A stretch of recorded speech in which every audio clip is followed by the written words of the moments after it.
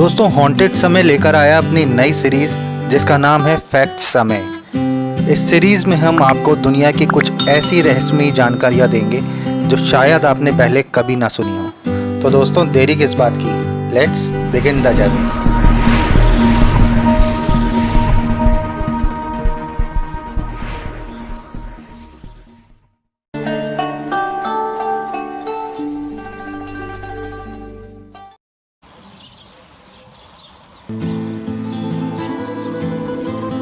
घोड़ों के बारे में कौन नहीं जानता। यह एक ऐसा जानवर है जिसका संबंध इंसानों के साथ सदियों से रहा है। लेकिन क्या आप जानते हैं दोस्तों, घोड़ा एक ऐसा जानवर है जो खड़े खड़े सो जाता है। जी हाँ, बिल्कुल सही सुना आपने। घोड़े सोते समय खड़े रहकर भी गिरते नहीं हैं, क्योंकि इनकी बोन्स को जोड़ने वाले लिगामेंट्स इनके जोड़ों को मनचाहे टाइम तक फिक्स कर देते हैं और ये लॉक सिस्टम इन्हें गिरने से बचाता है। ऐसा होने पर घोड़े आराम से खड़े खड़े सो लेते हैं और उन्हें गिरने का भी डर नहीं रहता। क्यों दोस्तों, है ना कमाल की बात।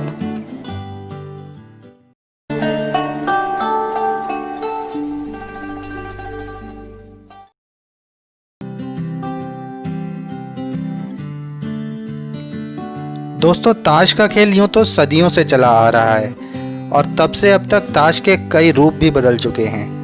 यह खेल जिस देश में गया उसी देश के अनुसार ढल गया और आजकल तो भविष्य बताने या जानने के लिए भी ताश के पत्तों का प्रयोग हो रहा है। लेकिन क्या आप जानते हैं, ताश के पत्तों में जो रंग होते हैं वह इतिहास में किसी न किसी राजा को दर्शाते हैं। जैसे हुक्म किंग डेविड को, चिड़ी सिकंदर महान को, पान चार्ल्स द ग्रेट को और ईंट जूलियस सीजर को दर्शाता है।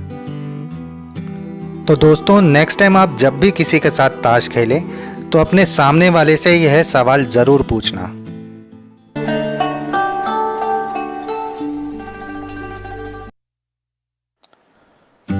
दोस्तों यह दुनिया कई अनोखी चीजों से भरी हुई है जिनकी शायद आप कल्पना भी नहीं कर सकते। एक ऐसी ही अनोखी गुफा है वियतनाम में, जो कि दुनिया की सबसे बड़ी गुफा है।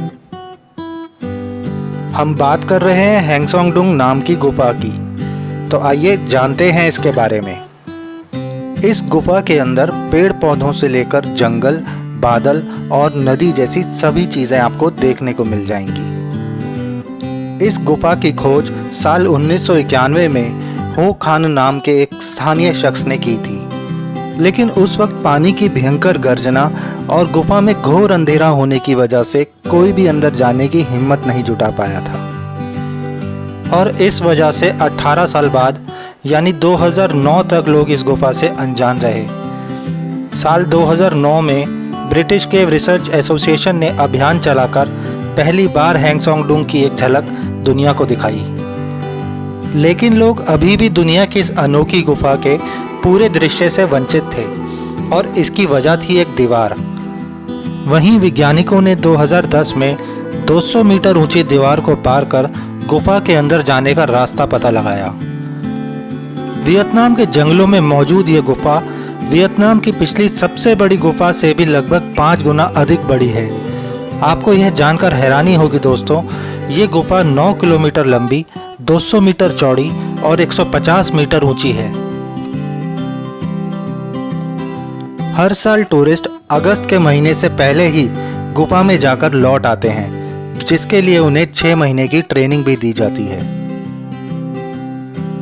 इस ट्रेनिंग में उन्हें 10 किलोमीटर पैदल चलना और 6 बार रॉक क्लाइंबिंग करना सिखाया जाता है। इसके बाद ही उन्हें गुफा में ले जाया जाता है।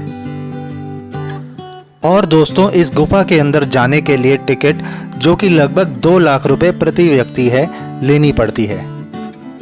तो दोस्तों आप कब प्लान कर रहे हैं इस अनोखी जगह जाने के लिए?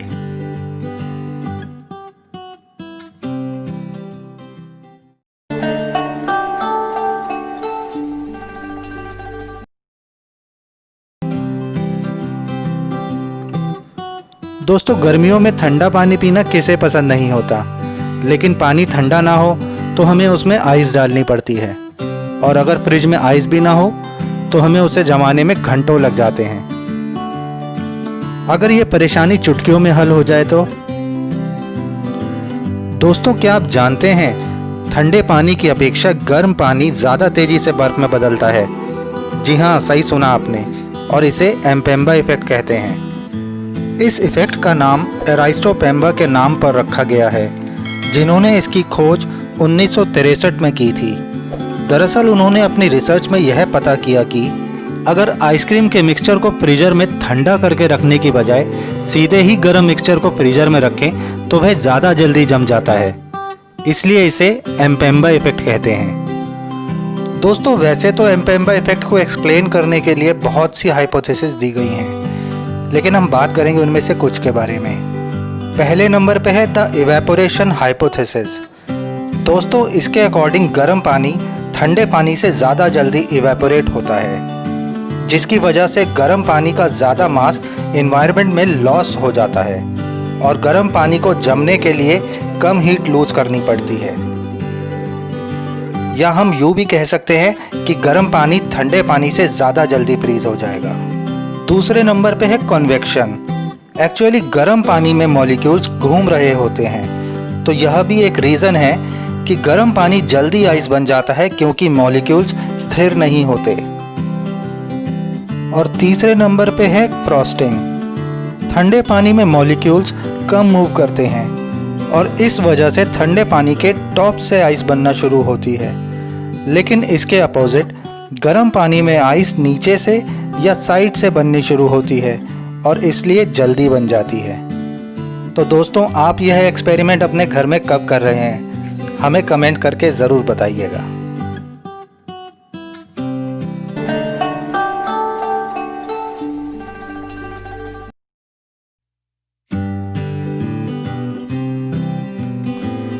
माउंट एवरेस्ट का नाम तो आपने सुना ही होगा। इसकी चढ़ाई इतनी कठिन है कि कोई भी इस पे आसानी से नहीं चढ़ सकता। कई लोगों के लिए तो यह इतना कठिन हो जाता है कि ना तो वो वापस आ पाते हैं और ना ही अपनी मंजिल तक पहुंच पाते हैं। ऐसे में बीच सफ़र में ही अपना दम तोड़ देते हैं। 8,848 मीटर ऊंचे एवरेस्ट में सबसे ज़्यादा माउंटेन्स 8,000 मीटर और उसके ऊपर से शुरू होते हैं। इसे डेथ जोन भी कहते हैं। एवरेस्ट पर चढ़ाई दुनिया के सबसे कठिन और संघर्षपूर्ण कार्यों में से एक है। एवरेस्ट पर चढ़ने के पहले प्रयास से लेकर अब तक 300 से ज़्यादा माउंटेनियर्स की मौत हो चुकी है। ग्रीन बूट्स एक क्लाइंबर के अज्ञात शरीर को दिया गया नाम है, जो माउंट एवरेस्ट के मेन रिज मार्ग पर एक मील का पत्थर बन गया है। ग्रीन बूट्स एक भारतीय माउंटेनियर था जिसकी मृत्यु 1996 में हुई थी। इनका नाम सेवांग पालजोर था। इसी तरह 2006 में एक ब्रिटिश माउंटेनियर डेविड शार्प आराम करने के लिए एक जगह रुके और वहीं पर जम गए। लगभग 30 क्लाइंबर्स ने उन्हें देखा, तब तक वे जीवित थे। कुछ ने उनसे बात भी की, पर आखिर में वो भी बर्फ में जम गए और मील का पत्थर बन गए। माउंटेनियर के शव से ही एवरेस्ट पर चढ़ने का रास्ता पता चलता है। ये शव एवरेस्ट पर फतह करने भविष्य में आने वाले क्लाइंबर्स के लिए मील के पत्थर का काम करते हैं। इस जगह 300 से ज़्यादा डेड बॉडीज़ दिखाती हैं लोगों को रास्ता। दोस्तों, अगर आपको वीडियो पसंद आया तो लाइक ज़रूर करना और इस वीडियो को शेयर कर देना। और अगर आप पहली बार चैनल देख रहे हो तो सब्सक्राइब करके बेल आइकन प्रेस कर देना, ताकि मेरे आने वाले अमेजिंग वीडियोस आपको तुरंत मिल जाएं। Thanks for watching.